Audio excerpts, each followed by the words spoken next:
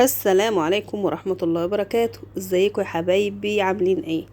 ده يا جماعة ده تقريبا كده تالت فيديو انا صورته بعد ما رحت الشقة. بعد اول فيديو لما كانت الكهرباء قطعة وحصل اللي حصل فيها، وبعد تاني فيديو لما جبت كهربائي وشغلت فيها قرآن، وبعد تالت فيديو لما جينا برضو فتحناها وشلنا العفش اللي على الكراسي، الفرش نفسه بتاع الانتريه خرجنا بره. وده رابع فيديو كده دلوقتي. حتى كنت لسه ما صورت الفيديو التاني لما شلنا الكنبة وخرجناها، بس هنا الفيديو ده كنت انا مصوراه قبل اللي هو فات، قبل تالت واحد. يعني المفروض ده يبقى التالت، لكن للأسف بقى نزل الرابع. شلنا الحاجة بقى وكده، وبوريكم دلوقتي اهو، شايفين كمية التراب اللي على الحاجة. هننفض بقى الحاجة دي كلها وهنخرج، واحنا خرجنا الفرش والتنجيد دون ونزلناه تحت، وكده هنبتدي ننضف بقى. وهنشيل الحاجة اللي في النيش وهننضفه وهنعمله عشان ننزله برضو، عشان ننزل الخشب بتاع الكراسي دون. وهننفض بقى الحاجة دي كلها. شايفين المخدات اللي مرمية في الارض وكمية التراب اللي هنا وهنا كمان. هو كان الشقة كانت غرقانة تراب، وكمان زاد التراب كمان بعد الخبط بتاع الكهربائي والكسر والكلام ده كله.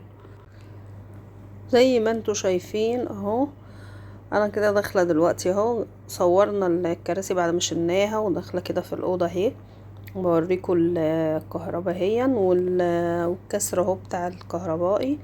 هنعمل هنا توصيلة عشان ان شاء الله التليفون وعشان الفيش. وده الدولاب كان قديم برضو، هنفكه وهننزله مع الكراسي ومع النيش اللي بره.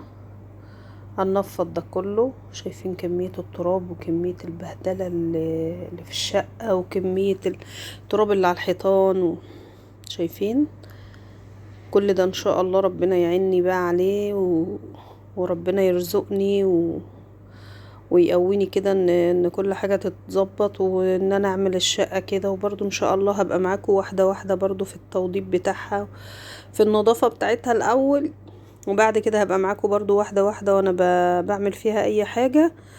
وبرضو ان شاء الله ايه، واحدة واحدة برضو وانا بفرشها. يعني ان شاء الله بإذن الله ان عشنا وكان لنا عمر، بإذن الله هتابع معاكم كل حاجة ان شاء الله. شايفين تكسير السقف متكسر، وشايفين كمية التراب اللي على الحاجة. كل الحاجات دي هتتشال للأسف وهتتغير، يعني كل الخلاطات دي هتتشال وهتتغير.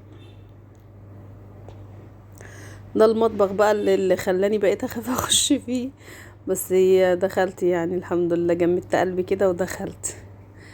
ده المطبخ اهو اهو.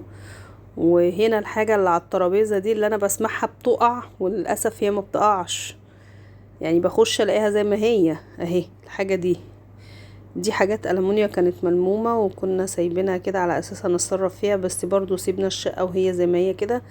دي انا بسمعها بتقع، وبرضو زي ما هي ما بتقعش اهو. ده احنا هنتبهدل بهدلة لما نيجي نشيل التراب ونشيل الحاجات اللي موجودة دي. لا، تعب تعب تعب تعب. زي ما انتم شايفين دي البلكونة، فانا والله انا نفسي اقفلها لما نشوف كده هنعمل فيها ايه. كده خرجت تاني على بره اهو، هكمل معاكم ان شاء الله كل حاجة.